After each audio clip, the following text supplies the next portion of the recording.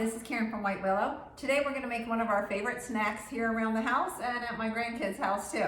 It's pear dehydrated snacks. So these are great pear chips. I also do these with apples, but I'm going to go ahead and just chop the tops and the bottoms off, and then I'm going to run them through the food processor, and we're going to stack them up on these trays and throw a little bit of cinnamon sugar on them. So stay with me. So I go ahead and cut the tops and the bottoms off of each pear. I do not worry about coring them or getting the seeds out. I just cut them in half. I throw them in the food processor one at a time, both with the, like they're sitting up still. Just press on it. And they're gonna be, I already have my blade set to how I like it. I actually took a permanent marker and marked it because I was getting all sorts of different slices, and I like a particular slice that I know is gonna work well in my dehydrator.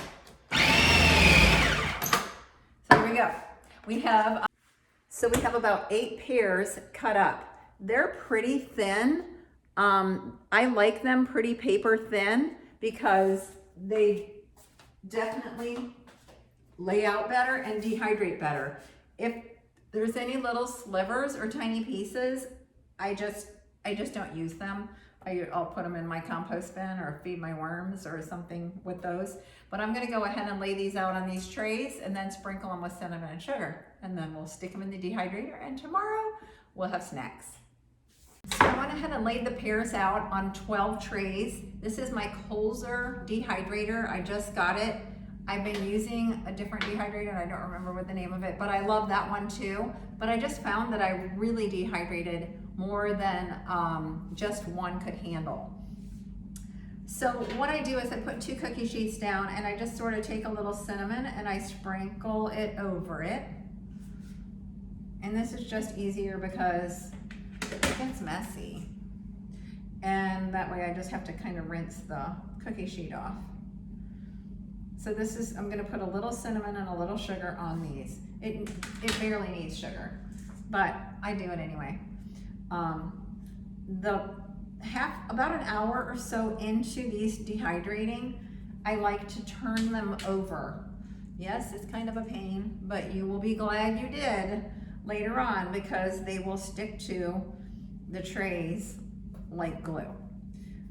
So, especially if they're really like oranges where they have a lot of fiber, you know, in it, so that it can be pulled apart really easily. But these pears, oh, bananas are the worst. Bananas you probably need to do like 2 or 3 times. Let me just get that little guy over there. Yeah, they really get stuck. And what I've been doing with bananas lately is taking a dehydrated paper plastic that I bought online. I'll have to see if I can find it and show you. The box, I have the box still. I roll them up and put them back in the box. So these will all have cinnamon on them.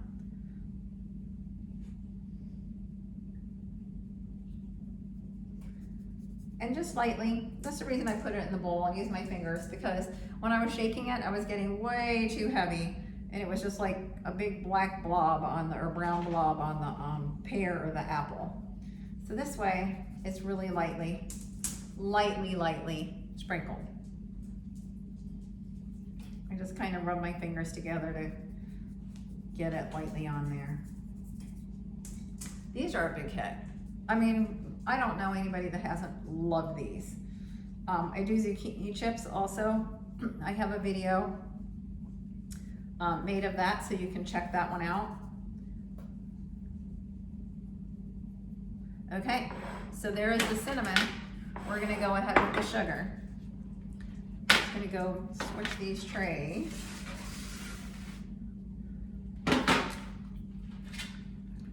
And then just really lightly sprinkle them with the sugar. You don't want to go heavy. You can, and I have, and they still taste delicious, but this just really brings out the sweetness of the fruit.